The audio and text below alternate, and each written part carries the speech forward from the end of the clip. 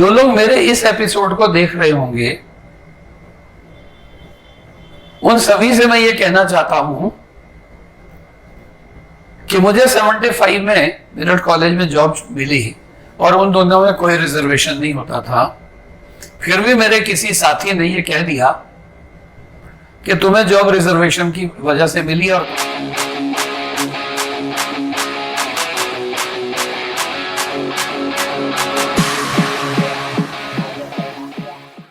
Dear parents, guardians, well wishers in Rosemary family and national builders, national reformers, national contributors to the society. मैं आप सभी लोगों से इस विषय पर चर्चा करना चाहता हूं कि problem of students, problem of candidate, problem of youngsters, problems of adult, or problems of teenagers in between 18 to 30 क्या होती है। आमतौर से देखा गया है कि बच्चे 18 साल तक आते आते इतने फ्रस्ट्रेट, इतने कंफ्यूज, इतने अपसेट हो चुके होते हैं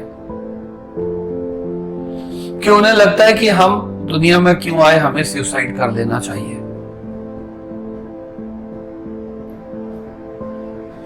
ऐसा वो इसलिए होता है कि अधिकांशतः इस उम्र तक के बच्चों को बड़ी लापरवाही से, बड़े लाड से, बड़े ओवर प्रोटेक्शन से, विशेष रूप से लड़कों को पाला जाता है कि उनके लिए intermediate, graduation, post graduation, certificate, diploma और डिग्री पाना तो मुश्किल हो ही जाता है। यहां तक कि उन्हें हिंदी, अंग्रेजी या उनकी मातृभाषा पंजाबी तक ठीक से बोलनी नहीं आ पाती है। इसलिए माँ बाप लड़कों के लिए एक ही बात सोचते हैं, इसको ना कोई अच्छी सी लड़की दे दो, अपने आप ठीक हो जाएगा। और पंजाब में विशेष रूप से क्या दलाली चल रही है कि अनपढ़ पुत्र को विदेश भेज देते हैं जहां पे कुछ भी कर लेगा तो उसे कौन देख रहा है, चाहे वह झाड़ू लगाए, चाहे वह मैकेनिक का काम करे या कुछ भी। अब भेजने का जब उन्हें तरीका समझ में नहीं आता तो वो इस उम्र की लड़कियां 14 साल से 22-23 साल की, विशेष रूप से पंजाब की लड़कियों को देखा गया कि वो विदेश जाने के लिए GRE, टॉफल, सैट या फिर आईलेट वगैरह परीक्षाएं पास कर लेती है और हायर स्टडीज के लिए वो उस एलिजिबिलिटी की वजह से वहां जाने को तैयार होती है। तो माँ बाप या दलाल लोग लड़कों के माँ बाप को क्या कन्विंस करते हैं, इस लड़की से इसकी शादी कर दो, ये विदेश में जाके जब पढ़ने के लिए जाएगी वहां काम भी करेगी तो इसकी शादी करके भेजा हुआ तो ये इसे तो वहां की सिटीजनशिप मिल जाएगी और स्पाउस के रूप में जो लड़का है वो एलिजिबिलिटी से वहां पहुंच जाएगा। माँ बाप भी बड़े खुश होते हैं कि हाँ यार, हमने बच्चे पे ध्यान नहीं दिया, पढ़ा लिखा तो है ही नहीं, केवल ये बीड़ी पी लेता है, सिगरेट पी लेता है, सिगार पी लेता है, हुक्का पी लेता है, एडिक्ट हो गया है, लड़की मिलते ही ना इसके ये सारे ऐप खत्म हो जाएंगे, बस उसी में खो जाएगा। इसलिए उधार लेकर, कर्जे लेकर आमतौर से माँ बाप लड़कों को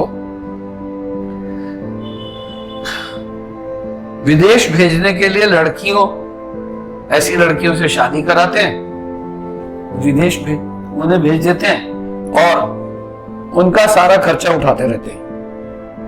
ऐसा पंजाब में ही होता है, ऐसा नहीं है, हमारे यहां भी ऐसा ही हो रहा है। और फिर उसको खर्चा भेजते रहते हैं और वो लड़के को बुलाती है वहां जाकर। पहले ही वो थोड़ी सी तो स्मार्ट थी, अंग्रेजी उसे आती थी, इसलिए उसे हिंदुस्तान के लोग अंग्रेजी आना, और चाहे वो बरेली, आगरा, शाहदरा के पागल खाने से ही क्यों निकल के ना आया हो, क्योंकि अंग्रेजी बोल लेता है इसलिए उसे हम शिक्षित और पढ़ा लिखा समझने लगते हैं, सभ्य और कल्चर्ड समझने लगते हैं, और अपने बच्चे की उससे शादी करके उसे विदेश भेजते हैं। अब विदेश में जाकर के वो लड़की ना माँ बाप के काबू में है, ना जो है इन लॉज के काबू में, और ना उस लड़के के काबू में। ठा कर देगा जब लड़का ये कहता तो लड़की कहती है हाँ तेरे को अभी जेल भिजवाती हूँ।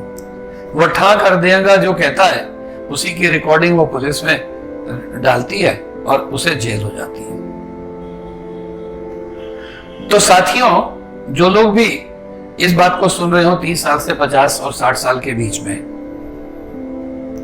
वो सभी मान लें कि ये गलतियां हम अधिकांश रूप से करते हैं। अपेक्षा तो करते हैं कि लड़की नहीं लड़का पैदा होना चाहिए, चाहे वो हरियाणा हो चाहे वो और प्रदेश हो। यहां पर भ्रूण हत्या, बेटी को कम करो के जो आंदोलन है, उसमें बेटियों को एडवांटेज मिल गया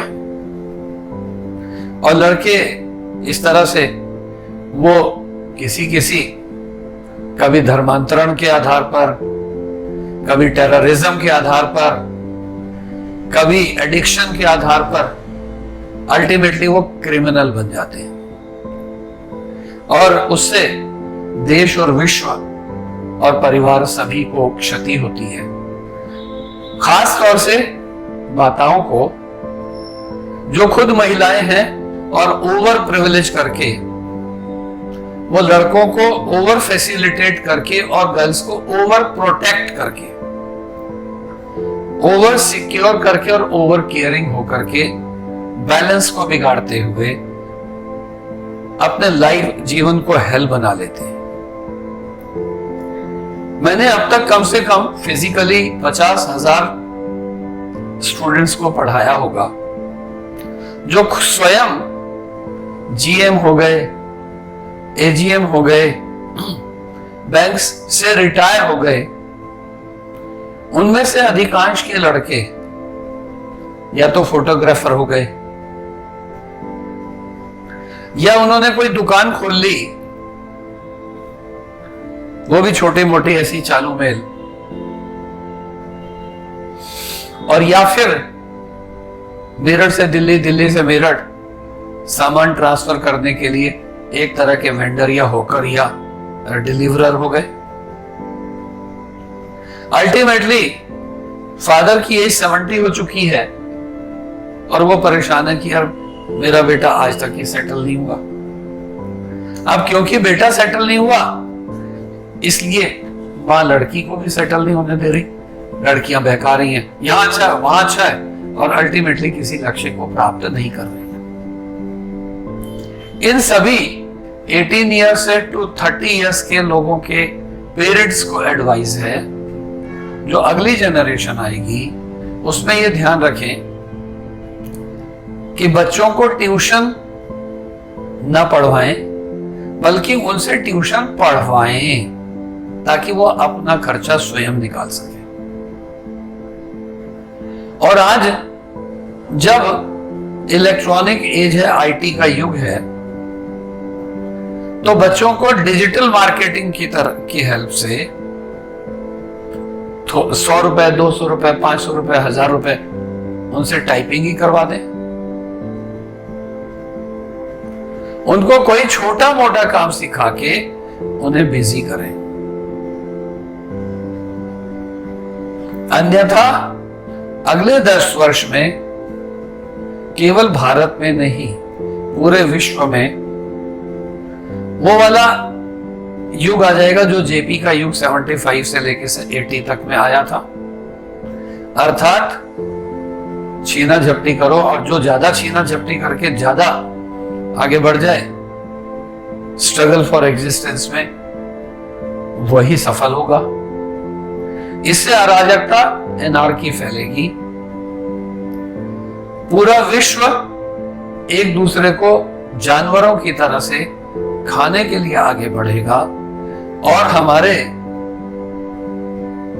को उदासी, निराशा, हताशा, रिजेक्शन, डिस्पेयर, डिसअपॉइंटमेंट में सुसाइड करने के अलावा कुछ नहीं होगा। हमारे हेल्थ इशू हो जाएंगे, फिजिकल हेल्थ इशू हो जाएंगे, मेंटल हेल्थ इशू हो जाएंगे। एज अ रिजल्ट परिणाम क्या होगा? सभी तरफ कंफ्यूजन, डाउट की वजह से एनार्किज्म आ जाएगी, टेररिज्म आ जाएगी। ऐसा एक बार 75 से 90 के बीच में हो चुका है, और अब की बार यह स्थिति आती है कि हमारे पास डिग्रीज तो हैं, हमारे पास डिप्लोमास तो हैं, हमारे पास सर्टिफिकेट्स तो हैं, लेकिन हम चिल्लाते हैं कि गवर्नमेंट हमें जॉब नहीं दे पाती। जो लोग मेरे इस एपिसोड को देख रहे होंगे, उन सभी से मैं ये कहना चाहता हूं कि मुझे 75 में मेरठ कॉलेज में जॉब मिली, और उन दोनों में कोई रिजर्वेशन नहीं होता था। फिर भी मेरे किसी साथी ने ये कह दिया कि तुम्हें जॉब रिजर्वेशन की वजह से मिली, और तब तक मैं रोजमेरी को इस हद तक ले आया था कि मेरे पास 400 स्टूडेंट्स पर डे के होते थे, और 6 महीने की मेरे पास वेटिंग होती थी। मैंने उस जॉब को छोड़ दिया था, मैंने उस सर्विस को छोड़ दिया था, और उसका बेनिफिट आज ये हुआ कि मैंने गवर्नमेंट से कोई स्टाइपेंड नहीं लिया, गवर्नमेंट से कोई एड नहीं ली, गवर्नमेंट से कोई असिस्टेंस और स्कॉलरशिप नहीं ली। और इसका दूसरा कारण था कि अगर मैं जॉब के लिए मेरठ कॉलेज की जगह गाजियाबाद चला जाता तो मेरे पेरेंट्स को भी ये लगता कि हैंडीकैप पैदा करना तो बहुत अच्छा, इन्हें तो रिजर्वेशन के कारण से जॉब मिल ही जाती है। और वो लोग केयरिंग नहीं होते, और आज की जनरेशन भी केयरिंग नहीं होती। इसलिए उन पेरेंट्स को भी ये वार्निंग है जो बौद्धिक रूप से, आध्यात्मिक रूप से और मानसिक रूप से तो इलिटरेट हैं, और सोशली उनके पास डिग्रीज भी हैं, सर्टिफिकेट्स भी हैं, डिप्लोमास भी हैं, लेकिन वो जीएम तक रिटायर होते हुए भी अपने बच्चों को सेटल नहीं कर पाए। उन्होंने ब्यूरोक्रेट्स होने की वजह से कभी किसी तरीके से और कभी किसी तरीके से नंबर 1 और नंबर 2 का इतना पैसा कमाया कि जिसने उनके बच्चों को बर्बाद कर दिया। Over expectation, over expenditure, over exposure ने हमारी जनरेशन के जो लोग 45 to 75 के बीच के लोग हैं, उन्होंने ये मिस्टेक्स, ये एरर्स, ये ब्लंडर्स, ये क्राइम्स, ये सिन, ये वाइसेस उस समय जोश जोश में इतनी अधिक की हैं कि आज वो रिपेंट कर रहे हैं कि देयर चिल्ड्रन आर नोवेयर। यानी कि एक जनरेशन सारा कुछ खोने वाली है, और उससे अगली जनरेशन जो मेरे ग्रैंड चिल्ड्रन की जनरेशन होगी, वो अपने पेरेंट्स अपने को ओवर पावर करते हुए, जैसे कोई कार एक कार को ओवरटेक करते हुए आगे बढ़ जाती है, ऐसा लगता है कि अगली जनरेशन ऐसा ही करेगी। तब जो हमारे बच्चे हैं उन्हें रिपेंट करना पड़ेगा।